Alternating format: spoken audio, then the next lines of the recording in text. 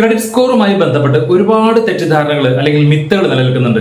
നമുക്ക് ഈ മിത്തുകളും റിയാലിറ്റി തമ്മിൽ ഒന്ന് കമ്പയർ ചെയ്താലോ. ഒന്നാമത്തെ തെറ്റിദ്ധാരണ, കുറഞ്ഞ ക്രെഡിറ്റ് സ്കോർ മാത്രമാണ് ഒരാൾക്ക് ലോൺ കിട്ടാതിരിക്കാനുള്ള കാരണം.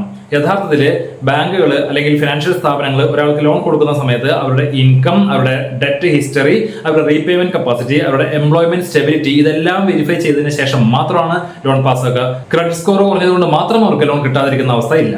രണ്ടാമത്തെ തെറ്റിദ്ധാരണ, നമ്മളെ ക്രെഡിറ്റ് സ്കോർ ഇടയ്ക്കിടയ്ക്ക് ചെക്ക് ചെയ്യുകയാണെങ്കിൽ നമ്മുടെ സ്കോർ കുറയും എന്നാണ്. യഥാർത്ഥത്തിൽ നമ്മളുടെ ക്രെഡിറ്റ് സ്കോർ ചെക്ക് ചെയ്യുകയാണെങ്കിൽ തീർച്ചയായിട്ടും സ്കോർ കുറയില്ല. പക്ഷേ നമ്മൾ ഓരോ തവണയും ലോൺ അപ്ലൈ ചെയ്തിട്ട് ഫിനാൻസ് കമ്പനിക്കാർ നമ്മളുടെ ക്രെഡിറ്റ് സ്കോർ ചെക്ക് ചെയ്യുകയാണെങ്കിൽ മാത്രമാണ് സ്കോർ കുറയുള്ളൂ. മൂന്നാമത്തെ തെറ്റിദ്ധാരണ, നമ്മുടെ പഴയ അക്കൗണ്ടുകൾ, പഴയ ലോണുകൾ ഇതെല്ലാം ക്ലോസ് ചെയ്യുകയാണെങ്കിൽ നമ്മുടെ ക്രെഡിറ്റ് സ്കോർ ഇംപ്രൂവ് ചെയ്യുമെന്നുള്ളതാണ്. യഥാർത്ഥത്തിൽ നമ്മുടെ പഴയ ലോണുകളൊക്കെ കീപ്പ് ചെയ്ത് കൃത്യമായി തിരിച്ചടവ് നടത്തിക്കൊണ്ടിരിക്കുകയാണെങ്കിൽ നമ്മുടെ ക്രെഡിറ്റ് സ്കോർ ഇംപ്രൂവ് ചെയ്യാനാണ് ഇത് സഹായിക്കുള്ളൂ. ലോണുകൾ ക്ലോസ് ചെയ്യുന്നതാണ് നമ്മുടെ സ്കോർ കുറയ്ക്കാൻ ഇടയാക്കുന്നത്. നമ്മൾ ലോൺ എടുക്കുക, തിരിച്ചടയ്ക്കുക, അങ്ങനെ ലോണുകൾ എടുക്കുക, പെട്ടെന്ന് തിരിച്ചടയ്ക്കുക, ഇത് സ്കോർ കൂട്ടാൻ കാരണമാവും എന്നൊരു തെറ്റിദ്ധാരണയുണ്ട്. യഥാർത്ഥത്തിൽ നമ്മൾ കൃത്യമായ ഒരു റീപേയ്മെന്റ് പാറ്റേൺ ഉണ്ടാക്കണം.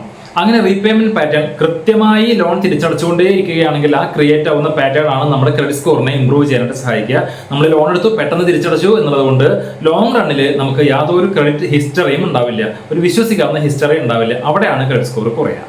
അയ്യോ, എനിക്ക് ക്രെഡിറ്റ് കാർഡൊന്നും വേണ്ടേ, ക്രെഡിറ്റ് കാർഡ് എടുക്കുകയാണെങ്കിൽ എന്റെ ക്രെഡിറ്റ് സ്കോർ കുറയാനുള്ള ചാൻസ് ഉണ്ട് എന്ന് തെറ്റിദ്ധരിച്ചിരിക്കുന്ന ഒരുപാട് പേരുണ്ട്. യഥാർത്ഥത്തിൽ ക്രെഡിറ്റ് കാർഡ് എടുക്കുക, എന്നിട്ട് അതിന്റെ ലിമിറ്റിന്റെ 40% കുറവ് യൂസ് ചെയ്യുക, കൃത്യമായി തിരിച്ചടയ്ക്കുക. ഇത് നമ്മുടെ ക്രെഡിറ്റ് സ്കോർ ഇംപ്രൂവ് ചെയ്യാൻ വേണ്ട ഏറ്റവും പ്രധാനപ്പെട്ട ഒരു ഘടകമാണ് എന്ന് മനസ്സിലാക്കുക. അപ്പൊ ക്രെഡിറ്റ് സ്കോറുമായി ബന്ധപ്പെട്ട ഒരുപാട് തെറ്റിദ്ധാരണകൾ നിങ്ങൾക്ക് മനസ്സിലായല്ലോ. ഈ തെറ്റിദ്ധാരണകൾ മാറ്റിക്കൊണ്ട് ഒരു കൃത്യമായ ക്രെഡിറ്റ് ഹിസ്റ്ററി എല്ലാവർക്കും ഉണ്ടാക്കാൻ സാധിക്കട്ടെ.